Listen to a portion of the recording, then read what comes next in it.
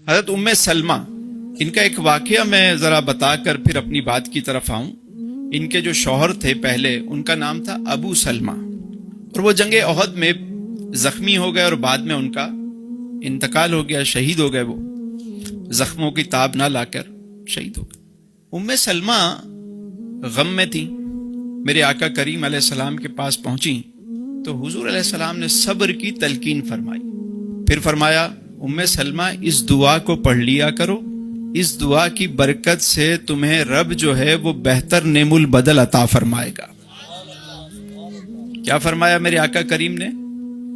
سلمہ یہ دعا پڑھ لیا کرو، اس دعا کی برکت سے اللہ تمہیں بہتر نعم البدل عطا فرمائے گا۔ دعا کیا تھی؟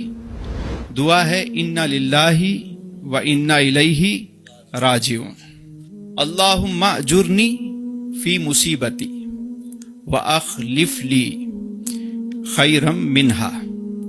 دعا یہ اتنا حصہ تو یہ آیت مبارکہ کو سب جانتے ہی ہیں، انا للہ و انا الیہ راجعون۔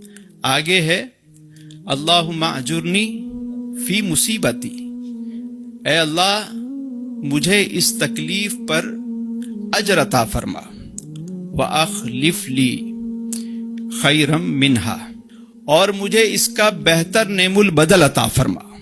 تو کسی تکلیف میں اگر کوئی اس دعا کو، کسی کا کوئی لاس ہو جائے، نقصان ہو جائے، سم ٹائم ہو جاتا ہے، مال میں ہو گیا، کسی اور چیز میں ہو گیا، کبھی کوئی چیز کھو گئی، تو اس دعا کو پڑھنا شروع کر دیں، پڑھتے رہیں، اللہ تعالیٰ بہتر بدل عطا فرمائے گا، یہ یقین رکھیں۔ تو سلمہ کہتی ہیں کہ میں حیران ہو گئی کہ میرے شوہر تو بہت نیک تھے، متقی بھی تھے، پرہیزگار بھی تھے، بہادر بھی تھے، شجاع بھی تھے، اور ساری زندگی انہوں نے اپنے بال بچوں کی بڑی خدمت بھی کی، اللہ کی راہ میں جہاد بھی کیا اور شہید بھی ہو گئے۔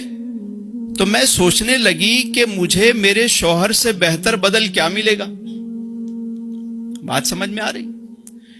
لیکن چونکہ یہ دعا میرے آقا کریم علیہ السلام نے عطا فرمائی تھی تو آپ پڑھتی رہیں۔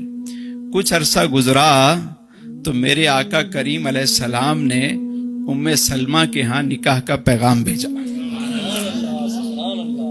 تو جب سلمہ نے یہ خبر سنی تو خوشی سے جھوم اٹھیں اور فرمانے لگیں اس سے بہتر بدل کیا ہو سکتا ہے؟ یعنی یہ کتنی بڑی بات ہے کہ حضرت سلمہ ام المومنین بنی، مسلمانوں کی ماں بنی،